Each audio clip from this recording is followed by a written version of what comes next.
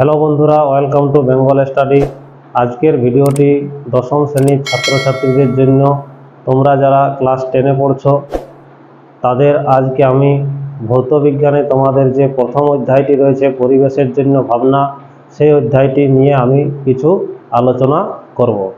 তো এই অধ্যায় সম্পর্কে জানতে হলে তোমাদেরকে পরিবেশ কাকে বলে বা পরিবেশ বলতে কি বোঝায় এটা আমরা তোমাদেরকে প্রথমে জানতে হবে। তো পরিবেশ বলতে তোমরা হয়তো 5, 6 বা নিচের ক্লাসে পড়েছ। পরিবেশ বলতে আমরা বুঝি আমাদের চারপাশের সমস্ত কিছুকেই আমরা পরিবেশ বলি। ঘর বাড়ি, নদী নালা, পাহাড় পর্বত সমস্ত কিছুকেই আমরা কি বলি? পরিবেশ বলি। তো সে যাই হোক, এখানে পরিবেশ কাকে বলে বা পরিবেশ বলতে কি বোঝো সেটা ইম্পর্টেন্ট নয়। এখানে হচ্ছে পরিবেশের জন্য যে ভাবনা বা কনসেপ্ট যে থাকতে হবে সেই নিয়ে কিছু আলোচনা আছে। এই অধ্যায়ে তোমাদেরকে প্রথমে জানতে হবে যে বায়ুমণ্ডলের গঠন। তো বায়ুমণ্ডলের গঠন যদি আমরা দেখি তাহলে এটা হচ্ছে তোমাদের পৃথিবী। এখানে সুমেরু এবং এখানে কুমেরু রয়েছে, এগুলি 90 ডিগ্রি হয় এবং মাঝে তোমাদের যে রয়েছে এটা হচ্ছে নিরক্ষ রেখা। এটা হচ্ছে কি?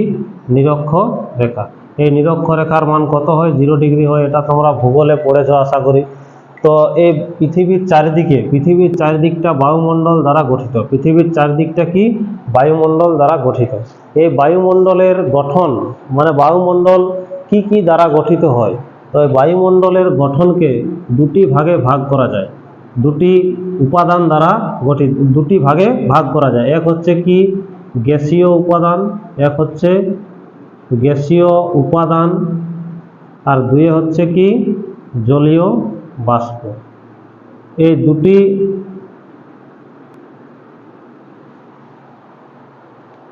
উপাদান দ্বারা বায়ুমণ্ডল গঠিত। এক হচ্ছে কি? গ্যাসীয় উপাদান আর এক হচ্ছে জলীয় বাষ্প। এই গ্যাসীয় উপাদানের মধ্যে কি কি হয়? গ্যাসীয় উপাদানের মধ্যে তোমাদের যে সমস্ত গ্যাসগুলি রয়েছে আমরা যেগুলি বায়ুমণ্ডলের মধ্যে পাই, যেমন CO2, hydrogen, nitrogen, oxygen, sulphur, ঠিক আছে, মিথেন, সমস্ত গ্যাস। এই সমস্ত গ্যাসগুলি হচ্ছে কি? এই গ্যাসীয় উপাদানের মধ্যে পড়ে। এরপরে জলীয় বাষ্প। জলীয় বাষ্প বলতে তোমরা জানো যে জল বাষ্পে পরিণত হলে তাকে আমরা জলীয় বাষ্প বলি। তো এই সূর্যের তাপে বিভিন্ন নদী নালা পুকুর থেকে আমাদের জল বাষ্পে পরিণত হয়। সেই জলীয় বাষ্প কোথায় যায়? মিশে থাকে বায়ুমণ্ডলের মধ্যে থাকে। তো এই বায়ুমণ্ডলের তাই একটি উপাদান হচ্ছে কি? জলীয় বাষ্প এবং আরেকটি উপাদান হচ্ছে গ্যাসীয় উপাদান। এই দুটি উপাদানকে মুখ্য উপাদান হিসাবে ধরা হয়। বায়ুমণ্ডলের গঠনে তোমাদের এই যে গ্যাসীয় উপাদানগুলি রয়েছে carbon dioxide, hydrogen, nitrogen, oxygen, sulphur, methane. এখান থেকে তোমাদের শর্ট প্রশ্ন থাকে যে বায়ুমণ্ডলের গ্যাসীয় উপাদানগুলির মধ্যে কোন গ্যাসটি সব থেকে বেশি থাকে? তো তোমরা এখানে জেনে রাখবে নাইট্রোজেন 77.27%। যদি আমরা টোটাল গ্যাসীয় উপাদানকে যদি আমরা 100% ধরি তাহলে 100%-এর মধ্যে 77.27% থাকে কি? নাইট্রোজেন। তারপরে থাকে কি?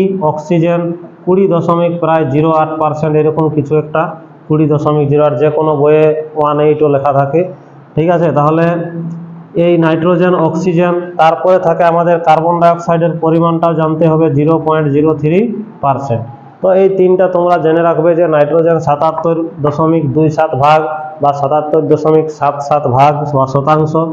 অক্সিজেন থাকে 20.08 বা 20.18 শতাংশ বা পার্সেন্টেজ এবং কার্বন ডাইঅক্সাইড থাকে 0.03% শতাংশ বা পার্সেন্টেজ। এই গ্যাসীয় উপাদানগুলির মধ্যে এই গ্যাসগুলি আমাদের বায়ুমণ্ডলে বিভিন্ন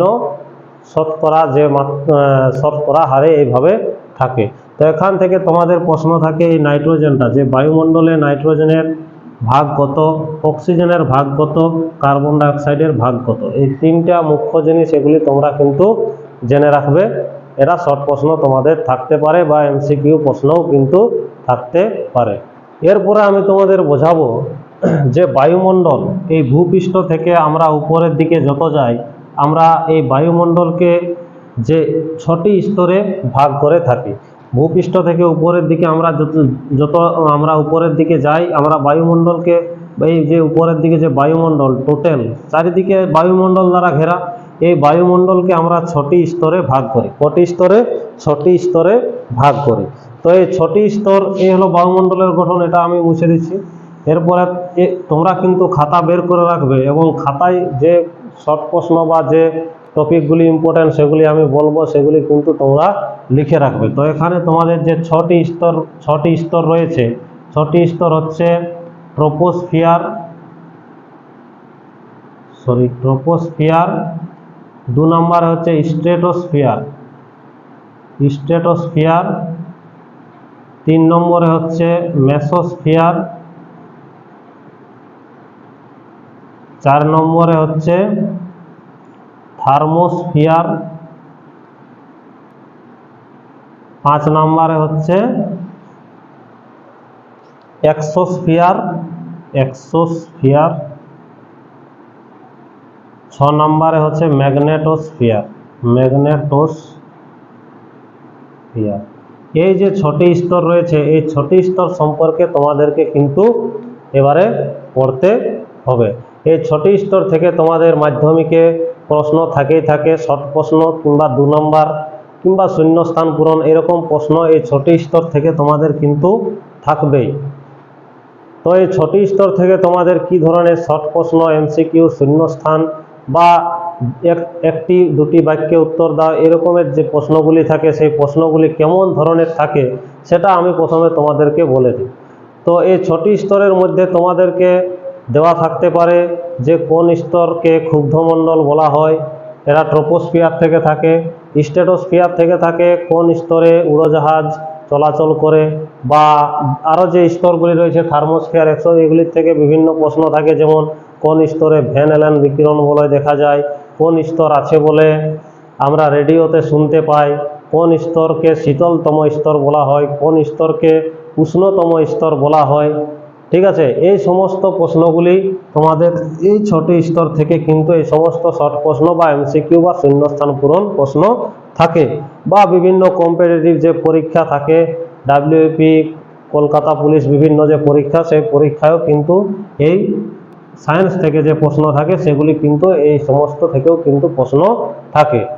তো প্রথমে আমরা জানবো এই ট্রপোস্ফিয়ার।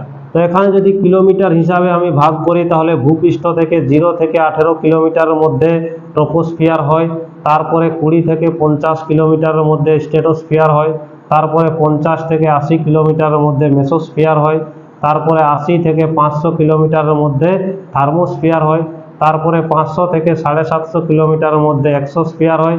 তারপরে 750 থেকে 16,000 কিলোমিটারের মধ্যে আমাদের ম্যাগনেটোস্ফিয়ার হয়। তো এই ম্যাগনেটোস্ফিয়ার হচ্ছে সব থেকে শেষতম স্তর, বায়ুমণ্ডলের শেষ স্তর হচ্ছে এই ম্যাগনেটোস্ফিয়ার। তো আমরা এরপরে একটা একটা করে তোমাদের কি করব, আমি বোঝাবো যে প্রতিটা স্তর, ট্রপোস্ফিয়ার থেকে কি কি বিষয় জানতে হবে, স্ট্রেটোস্ফিয়ার থেকে কি কি বিষয় জানতে হবে, মেসোস্ফিয়ার থেকে কি কি বিষয় জানতে হবে, থার্মোস্ফিয়ার থেকে কি কি বিষয় জানতে হবে, এক্সোস্ফিয়ার এবং ম্যাগনেটোস্ফিয়ার থেকে কি কি বিষয় তোমাদেরকে জানতে হবে, সেটা আমি প্রতিটা ভাগ তোমাদের কিন্তু পরিষ্কারভাবে বুঝিয়ে বলবো। ভূপৃষ্ঠ থেকে প্রায় উপরের দিকে 18 কিলোমিটার পর্যন্ত বিস্তৃত যে এরিয়া পৃথিবীর চারিদিকে, এই যে 0 থেকে যদি আমরা 18 কিলোমিটার চৌড়া একটা আমরা বিস্তৃত একটা অঞ্চল যদি আমরা ধরি, তাহলে এই অঞ্চলটাকে বলা হয় কি ট্রপোস্ফিয়ার। তো এই ট্রপোস্ফিয়ার থেকে তোমাদেরকে কি কি বিষয় জানতে হবে। তো ট্রপোস্ফিয়ার হয় কত, 0 থেকে 18 কিলোমিটার পর্যন্ত বিস্তৃত অঞ্চলকে আমরা, বায়ুমণ্ডলের বিস্তৃত অঞ্চলকে আমরা কি বলি, ট্রপোস্ফিয়ার বলে থাকি। তো এই ট্রপোস্ফিয়ারে তোমরা মনে রাখবে যে 75% তোমাদের বায়ুমণ্ডলের যে উপাদান রয়েছে, সেই উপাদানের 75% কিন্তু এই ট্রপোস্ফিয়ারের মধ্যেই উপস্থিত থাকে। তাহলে 75% বায়ুমণ্ডলের উপাদান বলতে, বায়ুমণ্ডলের যে উপাদানগুলি কার্বন ডাইঅক্সাইড, নাইট্রোজেন, ধূলিকণা, জলীয় বাষ্প, এই সমস্তগুলির 75% কিন্তু এই ট্রপোস্ফিয়ারের মধ্যেই থাকে। তো এই 75% থাকে বলে এই স্তরে মেঘ, ঝড়, বৃষ্টিপাত, বজ্রপাত এই সমস্তগুলি দেখা যায়। তো এই মেঘ, ঝড়, বৃষ্টিপাত এই সমস্তগুলি এই স্তরে কেন হয়, কারণ ট্রপোস্ফিয়ারে বায়ুমণ্ডলের 75% ধূলিকণা, জলীয় বাষ্প, বিভিন্ন ধরনের গ্যাস এগুলি উপস্থিত থাকে। তো এই স্তরে মেঘ, ঝড়, বৃষ্টিপাত বা বজ্রপাত এই সমস্ত দেখা যায় বলে এই স্তরকে ক্ষুব্ধ মণ্ডল বা পরিবর্তনশীল স্তর বলে। এটা তোমরা লিখে নাও যে ট্রপোস্ফিয়ারকে ক্ষুব্ধ মণ্ডল বা পরিবর্তনশীল স্তর বলা হয়। এটা তোমাদের কিন্তু 2 নম্বরেরও প্রশ্ন থাকে যে কোন স্তরকে ক্ষুব্ধ মণ্ডল বা পরিবর্তনশীল স্তর বলা হয়, বা প্রশ্নটা এরকম ভাবে দেওয়া থাকতে পারে যে ট্রপোস্ফিয়ারকে কেন ক্ষুব্ধ মণ্ডল বলা হয়। তো এরপরে ট্রপোস্ফিয়ার থেকে আর কি জানতে হবে, ট্রপোস্ফিয়ারের যে উপরের স্তর, যদি আমি এরকম ভাবে যদি বায়ুমণ্ডলকে একটা যদি আমরা এরকম যে তোমাদের যে তরমুজ রয়েছে, তরমুজ বা বিভিন্ন এরকম যে একটা যদি আমরা এরকম অংশ নিই ওই আকারের, তাহলে বায়ুমণ্ডলকে যদি আমরা এরকম একটা অংশ নিই আকারে ভাগ করে, তাহলে ভূপৃষ্ঠ, এটা ও বিন্দু হচ্ছে ভূপৃষ্ঠ, এখান থেকে 0.18 কিলোমিটার এই এরিয়াটাকে আমরা কি বলছি, ট্রপোস্ফিয়ার। তো এই ট্রপোস্ফিয়ারের যে উপরিভাগ, এই উপরিভাগকে বলা হয় কি, ট্রপোপজ। কি বলা হয়, ট্রপোপজ বলা হয়। কি বলা হয়, ট্রপোপজ। এটা মনে রাখবে যে ট্রপোস্ফিয়ারের ট্রপোপজ কাকে বলে, ট্রপোস্ফিয়ারের উপরের ভাগকে ট্রপোপজ বলা হয়। এরপর যদি বলা হয় এই স্তরে টেম্পারেচার কত থাকে, তাহলে বলবে -56 ডিগ্রি সেলসিয়াস। কত, -56 ডিগ্রি সেলসিয়াস হচ্ছে এই স্তরের টেম্পারেচার। আর এই স্তরকে ক্ষুব্ধ মণ্ডল বা পরিবর্তনশীল স্তর বলা হয়। আর এই স্তরটি হচ্ছে পৃথিবী পৃষ্ঠের সব থেকে প্রথম স্তর বা সব থেকে কাছাকাছি স্তর হচ্ছে এই ট্রপোস্ফিয়ার। ট্রপোস্ফিয়ারের পরে তোমাদের যে 2 নম্বর স্তর রয়েছে স্ট্র্যাটোস্ফিয়ার।